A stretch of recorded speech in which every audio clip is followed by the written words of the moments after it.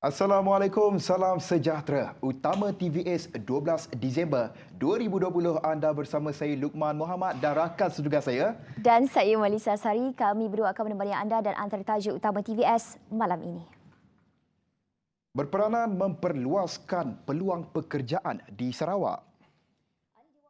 Menteri Tupung Fazruddin Abdul Rahman optimis perjanjian penyelesaian komersial CSA antara Kerajaan Sarawak dan Petroleum Nasional Berhad Petronas adalah langkah yang positif. Katanya kritikan yang dilempar pihak pembangkang terhadap perjanjian tersebut seolah menafikan usaha kerajaan untuk mendapatkan hak penglibatan Sarawak dalam industri minyak dan gas. Tambahnya, perjanjian komersial yang termeterai pada 7 Disember lalu akan membolehkan Petroleum Sarawak Berhad Petros memainkan peranan yang lebih besar dalam industri minyak dan gas melalui kerjasama dengan Petronas sekaligus mampu membuka peluang pekerjaan yang luas di Sarawak. Tegasnya lagi, kerajaan Sarawak tidak akan terburu-buru dalam membuat keputusan dan akan mempertimbangkan pelbagai faktor supaya rakyat akan mendapat manfaat menerusi segala inisiatif yang dijalankan. Pasukan petugas lalu lintas khas Kementerian Pengangkutan telah mencadangkan 5 langkah sementara dan jangka panjang untuk mengatasi kesesakan lalu lintas di sepanjang Jalan Kuching, Ranger Depot, Sungai Tapang dan Kuching Central. Menteri Pengangkutan Datuk Lee Kim Shin berkata, cadangan pertama adalah dengan menempatkan polis trafik pada waktu sibuk di persimpangan T dari Jalan Depo Kuching Ranger dan Jalan Lapangan Terbang Kuching, selain membenarkan kenderaan keluar dari Jalan Depo Kuching Ranger sehingga ke penghujung jalan keluar dan masuk. Cadangan kedua adalah menukar salah satu dari 4 lorong dari Serian ke Kuching di persimpangan Lapangan Terbang Kuching sebagai jalan sementara dengan halangan konkrit. Seterusnya pula adalah dengan membina jalan masuk dan keluar dengan melepasi jalan utama bagi memudahkan aliran lalu lintas dari Serian ke Kuching melalui Batu Empat. Menurut Lee lagi, cadangan keempat adalah dengan membina jalan penghubung dari Sungai Tapang ke jalan baru yang diluluskan di Semerahan. Tender untuk projek ini akan dibuka pada tahun depan dan pembiayaan untuk projek ini telah pun diperuntukkan Kerajaan Persekutuan. Sementara itu, cadangan kelima pula katanya adalah dengan merancang semula Kuching Ranger Depot Road sebagai simpang 3 dan memasang lampu isyarat untuk mengatur aliran lalu lintas. Kajian terperinci akan dilaksanakan untuk mengenal pasti masalah trafik dan mengkaji semua utiliti yang diperlukan. Sarawak memperluaskan kawasan hutannya bagi program kerjasama antara Malaysia, Indonesia dan Brunei menerusi program Heart of Borneo.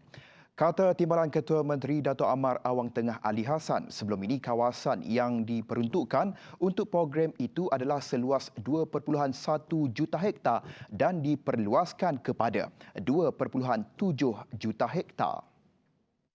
Ia meliputi kawasan hutan di Lundu, Sematan di selatan hingga ke daerah Limbang dan Lawas di sebelah utara Sarawak.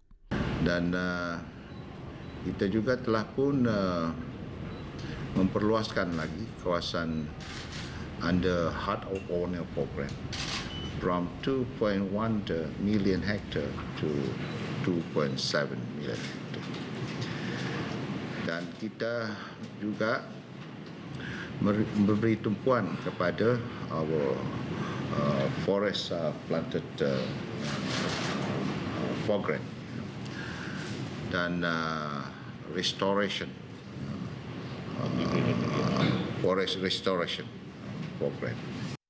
Mengulas mengenai pelan pengurusan Taman Negara, beliau yang juga Menteri Pembangunan Bandar dan Sumber Asli menambah, Jabatan Hutan Sarawak turut meningkatkan sistem pengurusan 41 buah taman negara yang sudah diwartakan di negeri ini. Setakat ini, hanya 11 daripada 41 taman negara di negeri ini sudah memiliki pelan pengurusannya sendiri dan Jabatan Hutan Negeri menyasarkan untuk melaksanakan pelan pengurusan untuk 3 hingga 4 buah taman negaranya setiap tahun. Baik, seterusnya, Restori Landscape Hutan FLR. Itu salah satu agenda Kerajaan Sarawak dalam memulihkan kawasan yang telah melalui forest degradation ataupun penebangan. Ini bagi mengekalkan tahap kehijauan, kualiti landscape dan persekitaran yang menyumbang kepada kualiti kehidupan yang lebih sihat dan selamat. Menurut Ketua Pengarah Hutan Sarawak Datuk Hamdan Muhammad, FLR kini memberi fokus kepada pengurusan, pemeliharaan dan pemulihan hutan di pesisiran pantai. Usaha ini termasuk menyokong program penanaman pokok bakau serta spesies-spesies yang bersesuaian. Sebanyak 1,000 pokok bakau telah ditanam di kawasan pesisir pantai Kampung Buntal. Program itu dijalankan dengan kerjasama Bahagian Reforestasi dan Hutan Industri RIFD, Japan Malaysia Association JMA, Jawatankuasa Kemajuan dan Keselamatan Kampung JKKK Kampung Buntal serta pihak lain yang terlibat sama menjayakan program tersebut. Katanya terdapat 2 spesies pokok bakau yang ditanam di kawasan tersebut iaitu bakau kurap dan bakau minyak dengan melibatkan keluasan kawasan 1 hektar. Bagi rekod FLR ini dijalankan selaras dengan kempen penanaman 100 juta pokok oleh Kementerian Tenaga dan Sumber Asli KETSA dalam tempoh 5 tahun. Negeri Sarawak melalui JHS turut menyumbang sebanyak 35 juta pokok atau 7 juta pokok ditanam di seluruh Sarawak. Jabatan Hutan Sarawak JHS menyeru kerjasama orang ramai dalam membentras kegiatan pembalakan haram. Timbalan Ketua Menteri Datuk Amar Awang Tengah Ali Hassan berkata, JHS terus komited dalam menangani isu berkenaan di mana hasil komitmen tinggi kerajaan negeri. Menerusi jabatan itu, kegiatan pembalakan haram di Sarawak masih berada dalam keadaan terkawal. Tapi secara keseluruhannya adalah terkawal. Memang tidak dinafikan ada berlaku di beberapa tempat. Tidak ada area yang spesifik. Ia berlaku di semua tempat. Di semua tempat berlaku di kawasan pendalaman, berlaku di tebing-tebing sungai, dalam kawasan sempadan pun berlaku. So, but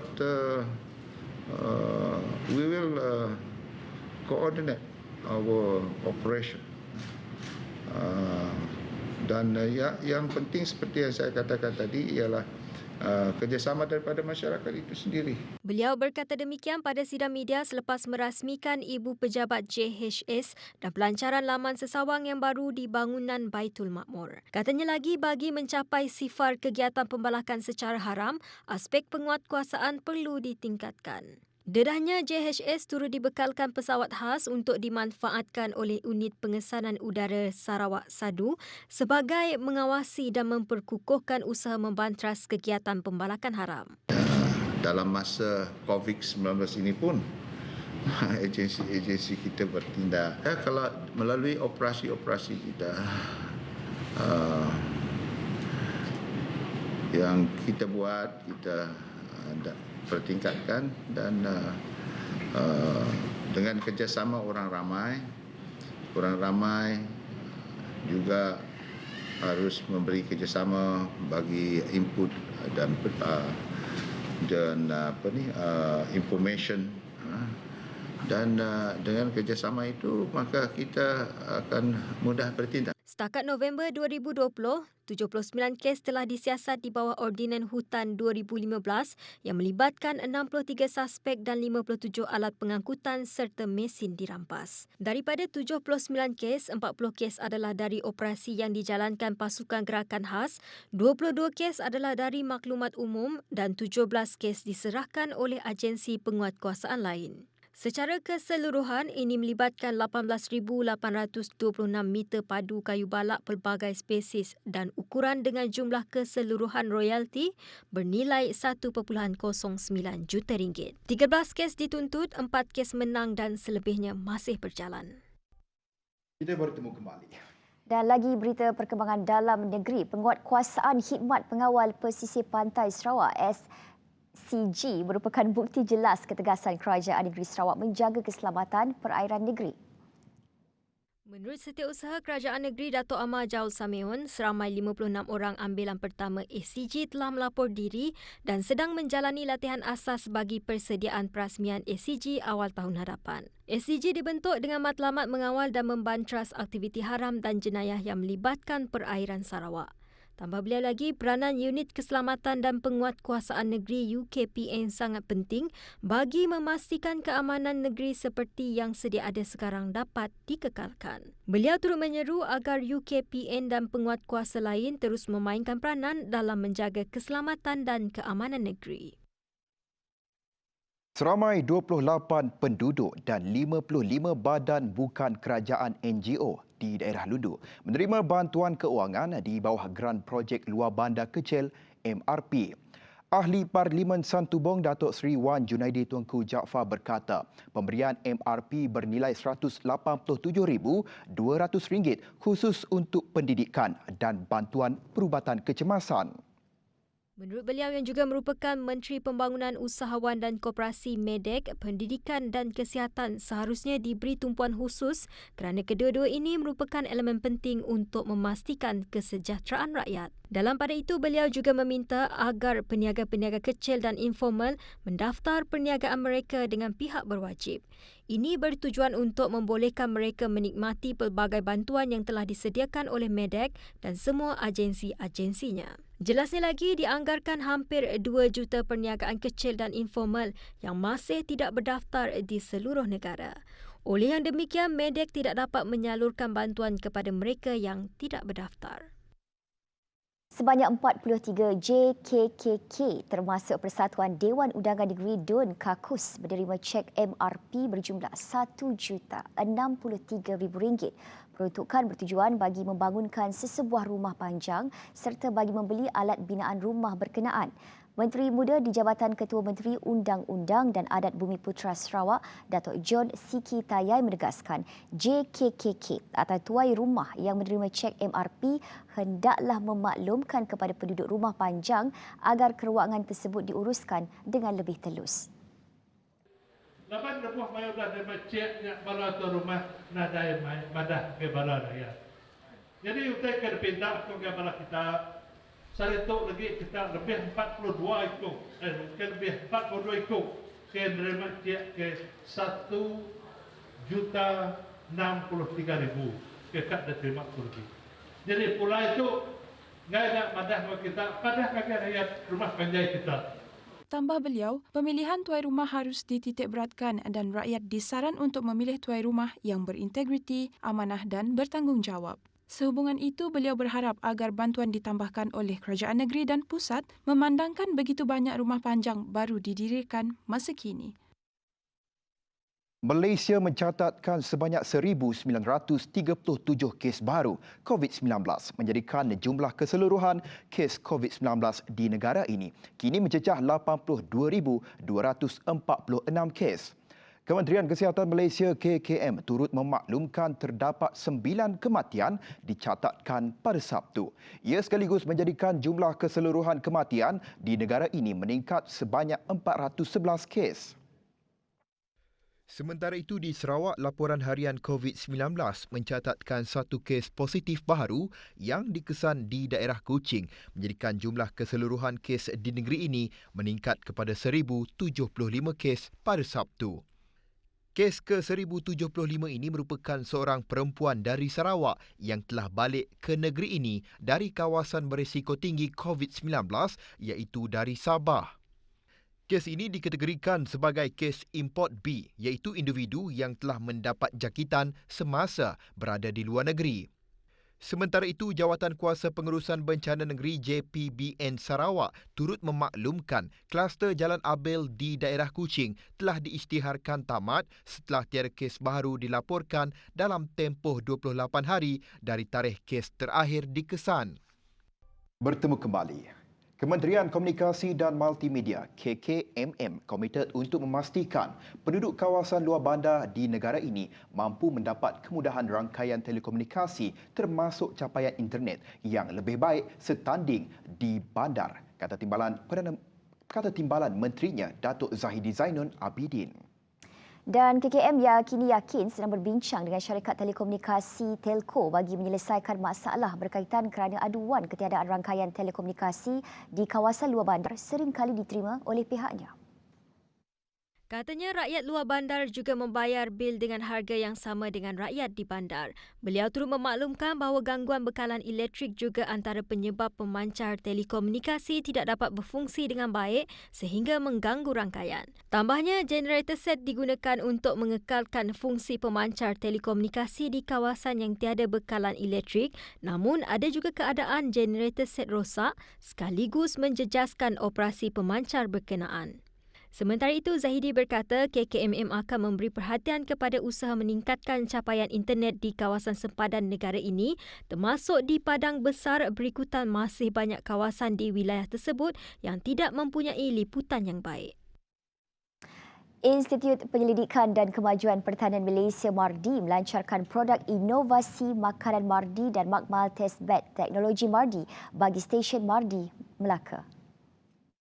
Timbalan Menteri Pertanian dan Industri Makanan Datuk Seri Ahmad Hamzah berkata, produk inovasi makanan tersebut adalah teknologi gegelung mangga tinggi antioksidan dan produk minuman difermentasi dari buah nadir ceri Terengganu, buah kuini dan teh. Mengenai makmal testbed, teknologi MARDI pula katanya merupakan makmal teknologi pemprosesan makanan yang dilengkapi dengan mesin dan peralatan moden untuk kemudahan pengeluaran berskala kecil bagi jenis produk makanan terpilih. Makmal itu juga menawarkan kemudahan pemprosesan, khidmat kepakaran dan analisis kualiti yang diperlukan bagi memulakan serta menguruskan proses inovasi teknologi dan perniagaan. Justru beliau berharap usahawan dapat memanfaatkan segala perkongsian ilmu dan teknologi ini bagi meningkatkan lagi perusahaan tradisi di Melaka. Pertubuhan Peladang Kebangsaan NAFAS mengagihkan sebanyak 5.31 juta ringgit zakat secara wakalah kepada 26,550 asnaf di seluruh negara pada tahun ini. Timbalan Menteri Pertanian dan Industri Makanan 2, MAFI, Datuk Cik Abdullah Matnawi berkata, zakat itu diagihkan menerusi pengerusi Pertubuhan Peladang Negeri PPN, Pertubuhan Peladang Kawasan PPK serta beliau sendiri. Menurutnya, selain peruntukan zakat, pihaknya turut memperuntukkan RM580,000 untuk bantuan pakaian dan peralatan persekolahan kepada anak ahli nafas di seluruh negara. Sementara itu, sebanyak 290,000 bakul bantuan makanan diberikan bagi meringankan beban ahli keluarga asnaf. Mengenai program Nafas Prihatin, beliau berkata sebanyak RM490,000 diperuntukkan untuk membaik pulih rumah di seluruh negara bagi memberi keselesaan kepada keluarga yang memerlukan. Tambahnya lagi, sebanyak RM1.395 juta disalurkan oleh pihaknya bagi membantu ahli nafas yang terjejas oleh COVID-19 dan daripada jumlah itu, sebanyak RM170,000 diberikan kepada 34 penerima dengan purata bantuan RM5,000 seorang. Baik, kita balik ke berita sukan. Cadangan pelaksanaan skim pencen untuk semua atlet yang mewakili negara pada Tamasya Olimpik disifatkan sebagai satu sinar buat Olimpian yang telah banyak menyumbang kepada negara. Rata-rata atlet menyambut baik usaha Kementerian Belia dan Sukan KBS dalam menghargai kudrat yang telah dikerahkan para Olimpian meskipun tidak menyumbang sebarang pingat. Secara jujurnya satu cadangan yang baguslah sebab kami pun sebagai seorang Olimpian memang kami rasa semua Olimpian di luar macam mengharapkan sesuatu lah macam something like this sebab kebanyakan atlet Olimpian tu dah banyak luangkan masa berlatih bukan 10 tahun tapi ada yang 15 tahun, ada yang 20 tahun dan ada yang lebih lagi daripada tu. Jadi cadangan tu ialah salah satu benda balasan ataupun reward kepada atlet Olimpian di luar sana yang atas pengorbanan mereka selama ini dalam sukan masing-masing. Sebagai bekas atlet negara tu, Kim tu sangat bagus sebab ini akan menjadi satu penghargaan kepada semua atlet Olimpian yang pernah mengharumi nama negara dan menaikkan nama negara. Sementara itu, menurut Leong Mun Ye, Carangan skim tersebut akan memberi motivasi kepada lebih ramai ahli sukan untuk mencapai tahap tertinggi dalam acara sukan masing-masing. Moon Yi yang akan membuat penampilan Olimpik kelima di Tokyo pada Julai depan berkata, jika cadangan itu diluluskan, skim pencen tersebut akan menjadi satu penghargaan kepada Olimpian yang mungkin mencipta kejayaan dalam acara dunia lain namun gagal meraih pingat Olimpik. Inisiatif itu turut dialu-alukan oleh Persatuan Olimpian Malaysia MOA yang melihat pelaksanaan skim tersebut sebagai jaminan bahawa kerjaya selaku atlet elit merupakan satu pilihan yang mampan untuk bakat-bakat sukan negara. Baik, untuk mengembangkan lagi bakat-bakat sukan judo termasuk melahirkan atlet bertaraf antarabangsa, Persatuan Judo Sarawak menubuhkan cawangannya di Kota Sentosa. Menurut pengerusinya, Nyam Zi Yong, penubuhan cawangan itu juga akan memberi fokus kepada pemilihan atlet-atlet sukan Malaysia SUKMA pada masa akan datang. Our main purpose of setting up this branch is to looking for our future athletes, especially the SUKMA player. So when we have a SUKMA player like Brenton beside me, he's developed from just a normal students to a SUKMA player, gold medalist, then to our national medalist, gold medalist, then to SEA Games player. So he has been constituted 2 times SEA Games representative for Malaysia. So this is part of our aim in the future. We can develop more national player from Sarawak and become the powerhouse of judo in Malaysia.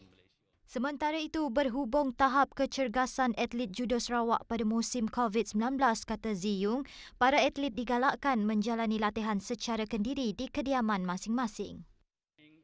Actually, Majlis Sukan Negeri, they have given us a set of training program to follow that we acquired our players to do it from home. Then they have to take videos and send it to our coaches group so we can monitor on their movements and all their training training. Untuk rekod, pencapaian tertinggi bagi Persatuan Judo Sarawak adalah di peringkat sukan SEA Manila yang diwakili oleh atlet judo Brenton Sim yang juga merupakan pemenang pingat emas di Tamasya Sukan Malaysia SUKMA 2011. Baik, berita sukan itu mengakhiri buletin utama TVS malam ini seperti biasa. Luqman, jaga penjarakan sosial anda jika anda pergi ke mana-mana dan jangan lupa untuk sentiasa pakai pelitup muka dan teruskan kesetiaan anda bersama kami di Astro 122 dan itu saya Luqman Muhammad dan saya Malisa Sari. Dengan itu, Assalamualaikum dan salam hormat.